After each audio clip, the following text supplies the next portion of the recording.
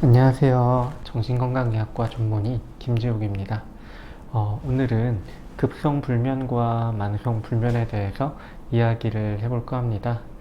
어쩌다 보니까 오늘은 가운을 입고 동영상을 찍게 됐는데 야간에 예정이 없던 촬영인데 시간이 좀 비어서 이렇게 하게 됐습니다. 자, 불면하면은 사실 잠을 못 자는 상태 정도를 알고 계시는데 불면도 분류가 좀 다양합니다. 그런데 오늘은 우리가 불면을 약물 치료를 하건 인지행동 치료를 하건 간에 현재 불면의 상태가 급성인지 만성인지에 따라서 제법 많이 달라지거든요. 그래서 그 분류를 어떻게 하고 이걸 구분하는 게 왜 의미가 있는지 간단히 설명을 해드리도록 할게요. 먼저 급성불면은 수일에서 3주 이내의 불면을 흔히 급성불면이라고 얘기를 합니다. 만성불면은 3개월 이상의 불면을, 그리고 일주일 동안 3회 이상 불면 상태가 반복이 될 때 만성불면으로 분류를 해요. 그래서 일단 시간에 따라서 차이가 있구나. 급성과 만성이니까 당연히 만성이 더 오랜 기간 불면이 유지가 되는 것, 이렇게 이제 생각을 하시면 될 겁니다. 유발 원인은 크게는 세 가지 정도를 편하게 얘기할 수 있습니다. 첫 번째는 스트레스. 그날 학교에서 또는 직장에서 큰 스트레스를 받으면 밤에 이제 그 생각도 나고 가슴도 두근거리고 떨리고 잠도 정말 안 오게 되는데 스테로이드 호르몬 때문입니다. 이 호르몬이 야간에 이제 발생이 돼서 나를 각성시키고 그게 잠을 못 들게 하는 한 가지 원인이 되는 거죠. 급성불면의 한 가지 원인으로 생각을 하셔도 괜찮습니다. 또 동시에 자기 전에 스마트폰을 사용하게 되면 멜라토닌이 억제가 되면서 역시 잠드는 것을 지연시키게 됩니다. 담배를 이제 자기 전에 한 개 피우게 되면 보통 30분에서 1시간 정도 수면 시간, 이게 입면 시간이 뒤로 밀린다고 설명을 해드리는데 스마트폰 역시 거의 동등합니다. 멜라토닌을 억제하는 연구를 보면 이제 밝은 조명을 노출된 이후에 30분에서 1시간 정도 멜라토닌이 억제가 되고 풀리는데 이제 시간이 그 정도가 소요가 돼요. 그러면 담배와 멜라토닌은 거의 동일하게 억제가 되고 이제 풀리는 것을 관찰할 수 있습니다. 다시 정리를 하면 자기 전에 스마트폰을 사용하는 것과 담배를 피우는 것은 각각 30분에서 1시간 정도 잠드는 데까지 걸리는 시간을 뒤로 미룰 수 있다, 이렇게 생각을 하시면 돼요. 마찬가지로 이것도 급성불면의 한 가지 원인이 되겠죠. 낮 시간 동안에 이제 카페인을 너무 많이 복용하게 되면 각성효과, 잠이 깨게 되고, 이 각성효과가 야간까지 유지가 된다면은 잠드는데도 문제가 생기고, 그리고 잠을 깨는데도 문제가 생기게 될 겁니다. 이건 역시 급성불면의 한 가지 원인이 될 거예요. 자, 그러면 불면 요인과 유발 요인과 무관하게요, 3주 이상 지속이 되면 조건화 반응이라고 하는 특이한 반응이 발생하게 됩니다. 그리고 이 반응으로 인해서 만성 불면으로 진행한다 생각을 하시면 돼요. 그래서 처음 이제 3주 이내의 불면에는 그 불면의 원인이 무엇인지가 이제 굉장히 중요해지는데, 만성불면으로 전환이 된 이후에 3개월 정도 불면이 유지가 되면 처음에 촉발 요인은 더 이상 중요한 요소가 아닙니다. 영향을 주기는 하지만 처음 급성불면 상태보다는 더 중요한 요인은 아니고 오히려 이 조건화 반응이 훨씬 더 불면을 일으키는 중요한 원인이 돼요. 그러면 조건화 반응이 뭘지 이제 한번 설명을 좀 해드려야겠죠. 이과 분들은 거의 다 아십니다. 파블로프의 개라고 하면 다들 하시는데 기억이 잘 안 나실 수도 있으니 추가로 이제 설명을 해드릴게요. 강아지에게 음식을 보여주면 당연히 강아지는 침을 흘리게 됩니다. 생리학적인 반사 반응입니다.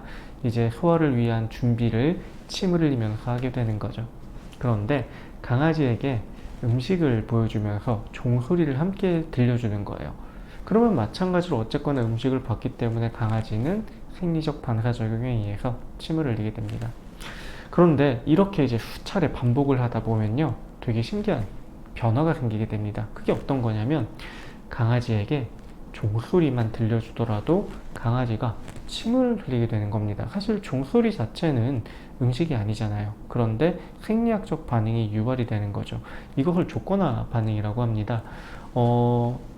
생리적인 것과 유관한 자극과 시간 차이가 거의 없게 무관한 자극을 엮어서 자극을 주게 되면 이 두 가지 모두가 동등한 생리적 반응을 이끌어낸다.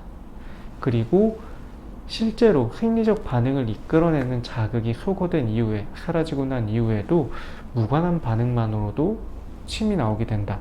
조건화 반응입니다. 그런데 이게 영구적으로 유지되는 것은 아니에요. 계속 음식을 주지 않으면서 종소리만 주게 되면 결국에는 이 조건화 반응이 해지가 됩니다. 생각해보면 당연한 노릇이죠. 자, 급성불면이 만성불면으로 가는 과정에서 이 조건화 반응이 그대로 작동을 하게 됩니다. 예를 들어 작은 이제 이 그림들은 아까 앞에서의 슬라이드를 그대로 가져오기 힘들어서 그냥 이것을 대체하는 겁니다 라는 느낌으로 보시면 돼요. 잠을 자려고 하는데, 인변을 하려고 하는데 잠이 안 와요. 각성이 되는 상태가 유지가 됩니다. 그러면 유발 원인이 이 각성 상태와 연결이 되는 게 가장 생리적인 반응입니다. 앞에서 설명해드린 스테로이드 호르몬, 멜라토닌의 억제, 카페인의 이제 주간 복용, 뭐 담배 이런 것들이 생리적인 유발 원인이 되겠죠. 하지만 전혀 관련이 없는 침대의 이제 푹신함, 이불의 촉감 이런 것도 이 각성 상태와 계속 연결이 돼요. 그런데 이것은 지금 당장 영향을 주는 요소는 아닙니다. 급성불면, 3주 이내의 불면 상태에서는 이것은 크게 영향을 미치지 않고 유발 원인이 강하게 영향을 줘요. 그런데 이게 3주 내내 반복이 되면요, 이제 조건화 반응이 완성이 되는 거죠. 내가 유발 원인은 더 이상 사라졌어요. 스트레스도 더 이상 받지 않고 스마트폰도 이제 통제를 하고 담배도 이제 야간에 더 이상 피지 않는데, 급성 불면 상태에서 침대의 푹신함, 이불의 이제 부드러움이 불면 상태와 아예 연결이 되어 버렸기 때문에 각성이 되는 겁니다. 침대에 들어가면 오히려 잠이 깨고요, 이불을 닿으면 오히려 잠이 깨요. 그래서 이 현상 때문에 만성불면으로 전환이 됩니다. 그래서 만성불면의 핵심은 이불 속에 들어가면 잠을 못 자요 이 느낌과 이불 속에 들어가면 오히려 잠이 깨요 라고 하는 이 느낌이 합쳐져 있는 게 특징이에요. 그래서 옛날 어르신들 보면요, 나는 침대에서 잠을 못 자는데 소파에서 잠을 잘 수 있는 사람입니다, 이런 얘기를 되게 많이 하십니다. 그게 이미 조건화 반응으로 인해서 침대와 이불은 더 이상 이분에게 잠을 잘 수 있는 공간이 아니게 된 거죠. 치료는 그래서 약물 치료와 인지행동 치료 두 가지가 있습니다.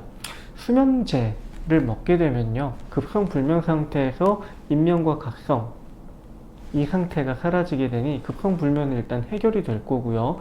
만성 불면 상태에서도 침대와 이불이 조건화가 되어 있지만 잠을 재워버리기 때문에 이 조건화가 깨지게 됩니다. 그래서 만성 불면 상태에서도 운이 좋다면 약물 치료만으로 만성 불면이 사라지는 경우가 제법 있으세요. 물론 이제 전제 조건은 수면에 방해가 되는 다른 요소가 없다는 것을 전제 조건으로 합니다. 저녁에 커피를 마시거나 스마트폰을 보면서 수면제를 드시는 것은 사실 굉장히 좀 이상한 행동이에요. 따뜻한 아이스 아메리카노를 드시는 것 같은 이제 그런 이상한 느낌으로 약을 활용하고 계시는 거다 생각하시면 됩니다. 인지행동 치료는 그 반대입니다. 어떤 거냐면 잠을 잘 못 자는 상태와 연결이 되어 있는 자극을 통제하고 조절함으로써 이 조건화 반응을 깨버리게 되는 거예요. 그래서 결국은 만성불면은 이 두 가지가 병행이 돼서 각각의 요인을 조절을 하고 난 이후에 이 인지행동 치료 기본 요법 중에 수면 위생이라고 하는 개념이 있습니다. 잠을 잘 잘 수 있는 환경을 유지를 하면서 약을 중단하는 게 최종 목표가 되죠. 그래서 오늘은 급성불면과 만성불면에 대해서 설명을 하면서 조건화 반응, 대부분 수면제를 먹으면서 잠을 잘 자는 것을 희망하진 않으세요. 나는 수면제를 끊고도 잠을 잘 자는 것을 희망하시는데 이 조건화 반응에 대한 개념이 없으시다면 그건 정말 어렵습니다.